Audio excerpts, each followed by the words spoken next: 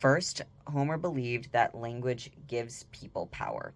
In the textbook, it talks about Homer's theories about the power of language, heuristic, eristic, and protreptic powers of language. And so, heuristic is the capacity for discovery, whether of facts, insights, or even of self awareness. So, it gives people the power to discover things and learn and reframe their thinking, whether it's about the people around them or about themselves. Eristic is the inherent power of the language itself. It's the capacity for the language to motivate people to do things, to hurt people, to be entertaining and captivate them, which is what he does a lot of the time in his texts. And protreptic, which is the language's ability to turn or direct human thought. That's the power of persuasion. And Homer is very big on the persuasive powers of language.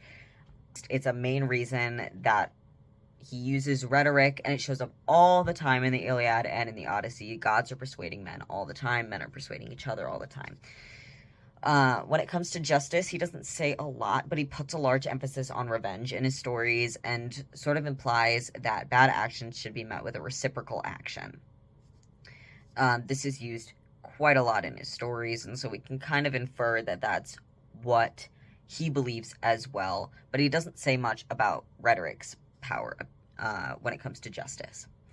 When it comes to morality, truth, and knowledge, he believes that rhetoric is a very good and necessary thing, but you often need to distort the truth or suppress it to be successful, because he believes that truth is unpersuasive on its own. He believes that it's fully objective, and it's just not a valid way to persuade people. It's just not very effective. He considers persuasion to be benign because it is a means of getting what you want or pursuing justice, but he considers it to be a good and harmless thing, despite the fact that he believes that you do need to lie or distort the truth in order to be successful in persuading other people. He also believed that rhetoric should be adapted to an audience. As we know, that is a main characteristic of rhetoric, is that it's adapted to an audience. But Homer recognized that the character of the speaker has an effect. And when the character of the speaker and their own words isn't enough, sometimes force is necessary to get people to listen. I find this very interesting because while we do talk a lot about how rhetoric should be adapted to an audience, we don't always touch on the fact that the character of the speaker does play a part. It comes back to ethos, the credibility of the speaker, whether you believe them because of your own bias about who they are. And Homer really recognized that and pushed that, and I think that's very interesting. He also recognized that rhetoric is nonverbal communication too. That shows up in his stories quite a bit, where his characters' inherent characteristics are persuasive in themselves. And so he really touched on how rhetoric is nonverbal communication, and other philosophers and speakers at the time often focused only on the verbal part of it. Beyond specifics of rhetoric, Homer was a very significant literary source for grammar. He set a lot of standards for composition and style and syntax. He experimented with the technique of compression, which is shortening the time in which critical actions take place, according to the textbook. And that allows for actions to be more intense than just sequencing, which is what was more common at the time. Homer wasn't the original person to say these things and to use these techniques, but he was the one who popularized it. So we can owe a lot to Homer in popularizing these techniques, but it is worth mentioning that he was not the first person to do these things. Homer's teachings are still used quite a bit today. One of the main things he did in his stories was he used gods for comic relief. He did not view them in his stories as all-powerful and to be taken very seriously. He allows them to play a comic part, and that in itself is a pretty common trope nowadays, using these all-powerful beings or even just beings in power as comic relief to offset the seriousness of the stories, and I think that's very interesting. His stories are also translated over and over. The stories are told over and over in different capacities. For example, Epic the Musical is a really powerful and popular thing on social media right now. It is a musical by Jorge Rivera Herons, and he uses Homer's story of the Odyssey to create this musical. And it's not the most accurate, but it is considered entertaining even now. I've asked my friends who are familiar with Epic the Musical, who love Epic the Musical, about what they like about it, and they just find it very entertaining. For the most part, they don't really care that much if it's accurate, but it is very entertaining. And so people are continuing to popularize his old stories in new mediums, the same way this man is doing. Song of Achilles is based off of the Iliad. Song of Achilles is a very, very popular book by Madeline Miller, and it is very popular as an adaptation of the Iliad. It's not the full bit of the Iliad, but it is a very popular adaptation of Homer's stories. Even in the original texts, his stories are still being translated in different ways. I myself have a copy of Emily Wilson's translation of the Odyssey, and that translation really split people on opinions. It raises the question of, should we be translating things for historical accuracy and what they would have used as language, or should we put things in a modern context? For example, Emily Wilson refers to the women working in the household as slaves, whereas other translations use housemaids and other terms like that.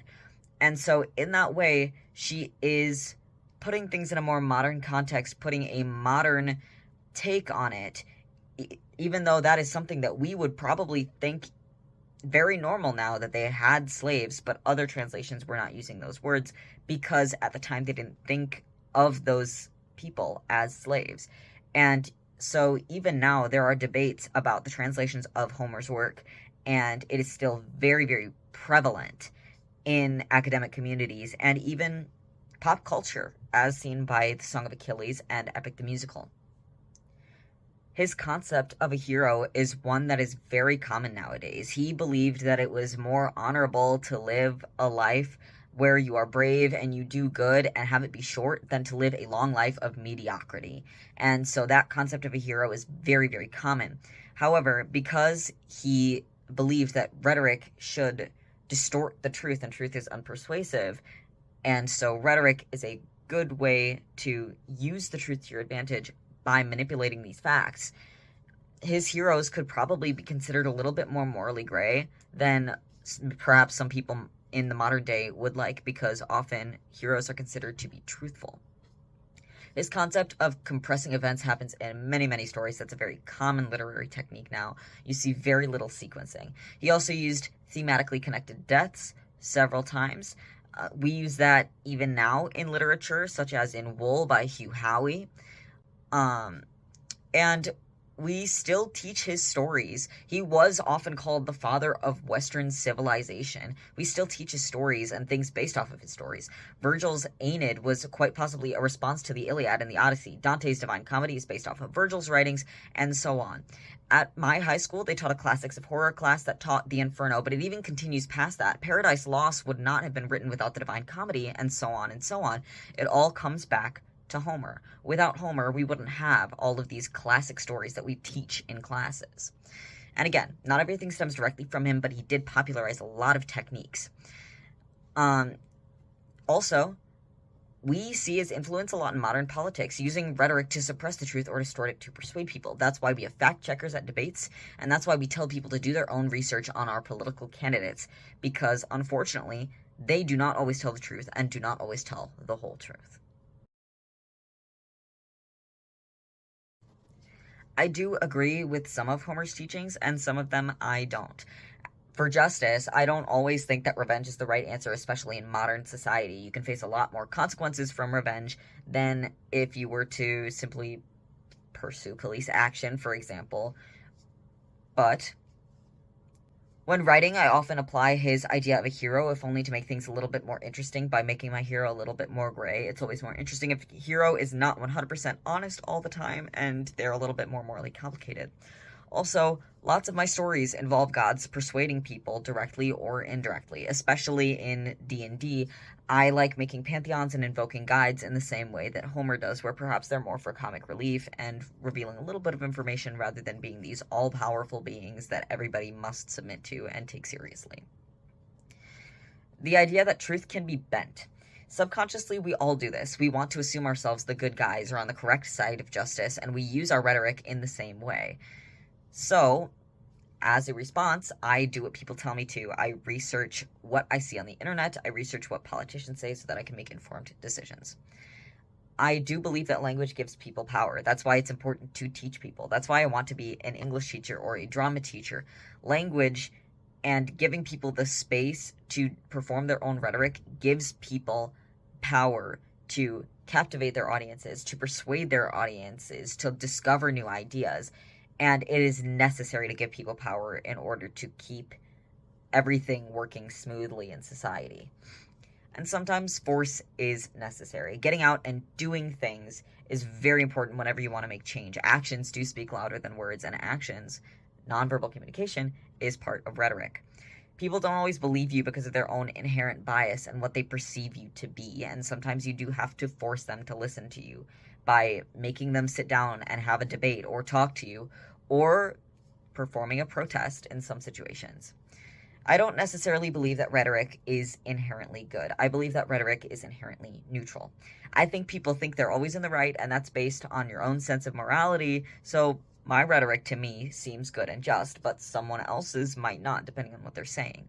When things go against my strongest moral beliefs, that kindness should be the first step and every person deserves basic human rights, when things go against my moral beliefs, I don't think that that is inherently good ideas. I believe that people have good intentions. I want to believe that people have good intentions, but because I don't agree on a basic moral standpoint, that does not read as good rhetoric to me.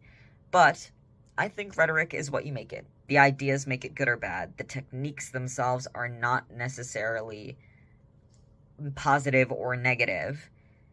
They're all techniques to give your own ideas to someone else and let them do what they want with them. So I think that rhetoric is inherently neutral and not necessarily benign because it is used to make change, and sometimes making change involves doing more than just talking. So, thank you for watching.